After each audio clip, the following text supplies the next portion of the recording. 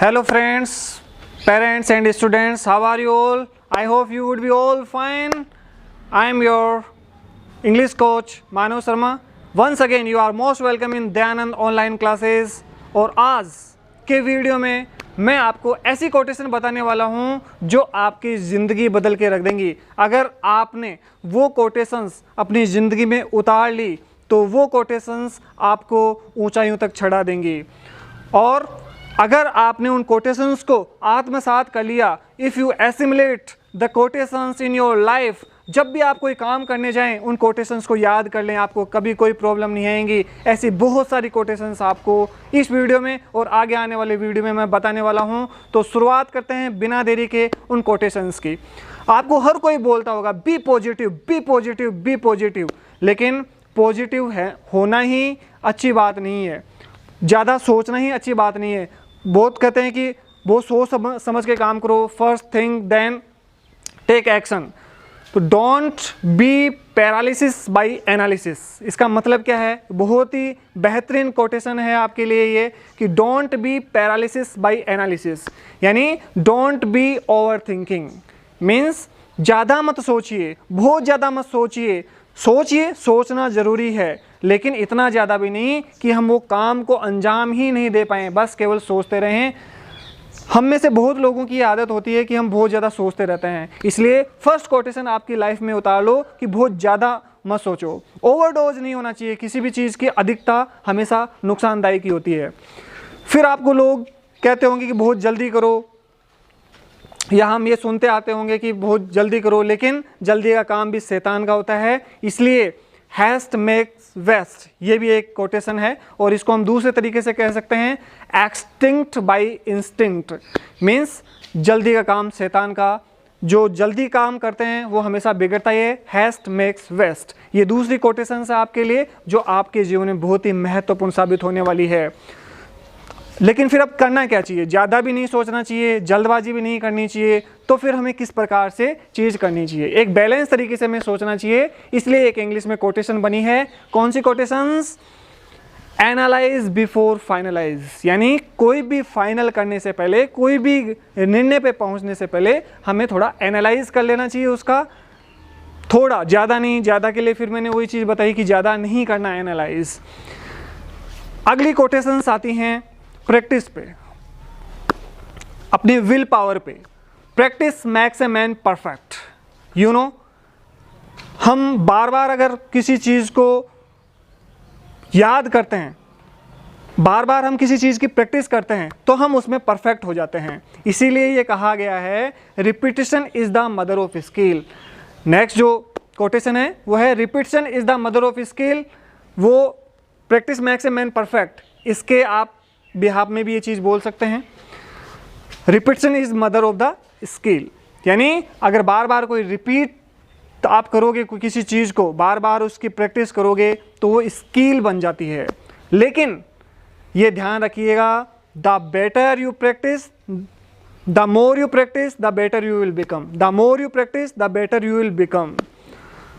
And the more you sweat, the लकीर you get. Means जितने आप पसीना बहाएंगे उतना ही आप लकी होते जाएंगे, उतना ही आप लकी होते जाएंगे। इसलिए डेस्टिनी पे बिलीव नहीं करना है, लक पे बिलीव नहीं करना है, अपने हार्ड वर्क पे बिलीव करना है। क्यों? नेक्स्ट कोटेशन इसी पे है। क्यों करना चाहिए? Because will is better than skill. Will is better than skill, मतलब आप में टैलेंट है लेकिन आप में जुनून नहीं है कुछ करने का, कुछ इच्छा शक्ति नहीं है, तो फिर वो स्किल कोई काम की नहीं है। लेकिन विल है तो आप सब कुछ कर सकते हो। मीन्स हम ये कह सकते हैं कि hard work beats the talent when talent does not work hard. Yes it is. अगर हम हार्ड वर्क करते हैं तो टैलेंट को भी बीट कर सकता है, लेकिन अगर हम में टैलेंट है और अगर टैलेंट हार्ड वर्क नहीं करता है, वर्क हार्ड नहीं करता है, तो वो टैलेंट कोई काम का नहीं होता है। इसलिए प्रैक्टिस करते जाइए, हार्ड वर्क करते जाइए, क्योंकि there is no substitute of hard work. Next quotation is there is no substitute of hard work. Hard work and smart work is only the things to be success. There is no shortcut of success. Next, what? There is no shortcut of success. Success का कोई shortcut नहीं है, आपको hard work करना ही पड़ेगा. आपको destiny पे believe नहीं, कर्म ही धर्म है, बाकी सब. नेक्स्ट कोटेशन है आपके लिए, writer is the biggest fighter. ये क्यों कहा गया है? कलम की ताकत जो होती है वो तलवार की ताकत से बहुत बड़ी होती है. आप तलवार की ताकत से 5 लोगों को अपने काबू में कर सकते हैं, 10 को कर सकते हैं, 50 को कर सकते हैं, लेकिन कलम की ताकत से आप पूरी दुनिया को अपने काबू में कर सकते हैं. काबू से मेरा सेंस है, इन द सेंस काबू मतलब आप उनको इम्प्रेस कर सकते हैं, अपने विचारों से आप उनको प्रभावित कर सकते हैं. लेकिन तलवार की ताकत से आप केवल, वो भी ज़बरदस्ती हम क्या कर सकते हैं, उनको रख सकते हैं, ज़बरदस्ती ये चीज़ कर सकते हैं. लेकिन विचारों की जो अभिव्यक्ति होती है, विचारों से हम दुनिया को बदल सकते हैं. इसलिए writer is the biggest fighter. इसी के सेंस में एक और कोटेशंस है, वो कोटेशंस है, ballot is the more powerful than bullet. यानी बंदूक की ताकत से ज़्यादा किसकी शक्ति है? बैलेट. बैलेट मीन्स वोट की शक्ति. चालू है. यस. नेक्स्ट कोटेशन है अपने बिहेवियर पे, अपने व्यवहार पे. व्यवहार पे हम बहुत बड़ी नौकरी पा सकते हैं अपने स्किल के दम पे, अपने टैलेंट के दम पे, लेकिन वो गंवा भी सकते हैं अपने बिहेवियर के कारण से. इसीलिए ये कोटेशंस आप अपने हमेशा जहन में रखिए. क्या? We are hired for our skill but we can be fired for our behaviour. तो behaviour is more important than skill. ध्यान में रखिए कि हम टैलेंट से सब कुछ पा सकते हैं, तो हमें ये पता होना चाहिए कि हमारे जूनियर से, हमारे सीनियर से, हमारे बराबर वालों से किस प्रकार से हमें ट्रीट करना चाहिए, किस प्रकार से हमारा उनके साथ में एटीट्यूड होना चाहिए. इसलिए नेक्स्ट कोटेशन इसी पे डिपेंड है. क्या? Develop attitude of gratitude. Means आपका एटीट्यूड इस प्रकार का होना चाहिए कि उसमें ग्रेटिट्यूड दिखे, उसमें सभी के लिए सम्मान दिखे, सभी के लिए रेस्पेक्ट दिखे. ठीक है. इसलिए develop attitude of gratitude.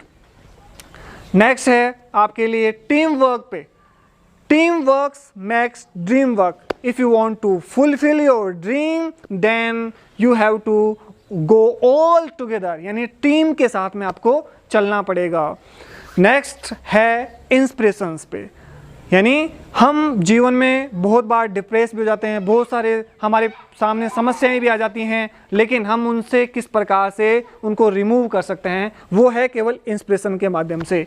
Inspirations remove desperations. याद रखिएगा इस कोटेशंस को. जब भी आप डिप्रेस्ड हों, बहुत अच्छे प्रोमिनेंट पर्सनैलिटी, बहुत ही मोटिवेशनल स्पीकर की आप एक स्पीच सुनिए, उनके वीडियो देखिए, आप ज़रूर उस डिप्रेशन से बाहर आ जाएंगे. जो भी आपके पैनिक डिसऑर्डर हैं उससे बाहर आ जाएंगे, डिप्रेशन से आप. नेक्स्ट कोटेशन है, winners never quit and quitters never win.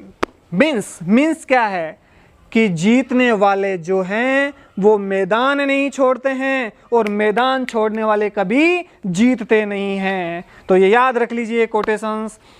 Next quotation है, यस नेक्स्ट देखिए, changing the face can change nothing but facing the changes can change everything. Means क्या हुआ कि हम अपने फेस में किसी प्रकार का भी चेंज कर लें, हम अपने चेहरे में किसी प्रकार का भी बदलाव कर लें, हम कितने ही क्रीम पाउडर लगा लें, बहुत अच्छा कर लें इसको, लेकिन उससे कुछ भी चेंज नहीं होने वाला है. चेंज किससे होने वाला है? जो भी अपनी लाइफ में चेंजेज आ रहे हैं, बदलाव आ रहे हैं, उनको हम किस प्रकार से फेस कर सकते हैं, यही हमारे जीवन में क्या लाएंगे? बदलाव लाएंगे. इसीलिए ये कोटेशन याद रखिए, changing the face change nothing can change nothing but facing the change can change everything. Next है, money is not proportional to happiness. यानी अगर धन बढ़ेगा तो खुशियाँ बढ़ेगी, ऐसा जरूरी नहीं है. इसीलिए कहा गया है money is not proportional to happiness. Means money है इसका मतलब हम हैप्पी हैं ऐसा नहीं है। हमारी जो संतुष्टि है वो हमें अंदर से आनी चाहिए, अंदरूनी हमारी फीलिंग्स होनी चाहिए कि हम संतुष्ट हैं नहीं हैं, हम अपने काम से संतुष्ट हैं नहीं हैं, हम जो कर रहे हैं उससे संतुष्ट हैं या नहीं हैं, ठीक है, वो ज़रूरी है अपने जीवन में। ज़्यादा मनी इम्पोर्टेंट नहीं है, मनी हमारे लिए की पॉइंट नहीं है। There is no smoke without fire, there is no smoke without fire and no one can stop you if you are not tired. बहुत ही अच्छी कोटेशन है, आप इसको अपने दैनिक जीवन में, अपने डेली कन्वर्सेशंस में भी आप इसको यूज कर सकते हैं। Okay, again I am repeating it, there is no smoke without fire and no one can stop you if you are not tired. Means इसका मतलब क्या है, कुछ भी चीज़ किए बिना धुआं नहीं उठता, यानी बिना आग के धुआं नहीं उठता, और आपको जीवन में कोई नहीं रोक सकता अगर आप थके हुए नहीं हैं। आपकी विल पावर अगर कमज़ोर, आपने गिव अप नहीं कर दिया हो अपनी ज़िंदगी में, हमें कभी गिव अप नहीं करना है, हमें परसिस्टेंट रहना है, हमें दृढ़ रहना है। ओके, नेक्स्ट देखिए, no gain without pain, no gain without pain, यानी बिना पीड़ा के हमें कुछ भी हासिल नहीं हो सकता। कुछ पाने के लिए हमें कुछ खोना पड़ता है, यानी नो गेन विदाउट पेन, यानी पीड़ा का बीड़ा हमें उठाना पड़ेगा। नेक्स्ट कोटेशन पे चलते हैं, God helps those who help themselves, भगवान उन्हीं की मदद करते हैं जो खुद की मदद करते हैं, यानी खुद की मदद नहीं कर सकते तो फिर यानी कर्म को ही प्रधानता दी गई है, यानी हमें कर्म करते रहना चाहिए। नेक्स्ट कोटेशन है, something is better than nothing, something is better than nothing, यानी न मामा से काना मामा ही अच्छा, यानी आप अपने जिस भी फील्ड में हैं उसमें जो भी आपके पास में अपॉर्चुनिटीज आती हैं, जस्ट ग्रैब देम, उनको हासिल कर लीजिए, उन अपॉर्चुनिटी को आप मिस मत कीजिए। इसी प्रकार के मोटिवेशनल और इंस्पिरेशनल वीडियो देखने के लिए आप दयानंद ऑनलाइन क्लासेस को सब्सक्राइब कर लीजिए, और इसी प्रकार की जो इंग्लिश की बहुत ही महत्वपूर्ण कोटेशंस हैं जो आपके जीवन में बहुत काम आने वाली हैं, वो आपको अगले वीडियो में इसी प्रकार से मिलते रहेंगी। और लाइक और कमेंट करना नहीं भूलिएगा, और इस चैनल को जितना शेयर हो सके उतना शेयर कीजिए, ताकि इस प्रकार की जो कंटेंट है वो दूसरे स्टूडेंट तक पहुंच सके और वो इसका लाभ उठा सके। धन्यवाद, bye bye, see you again.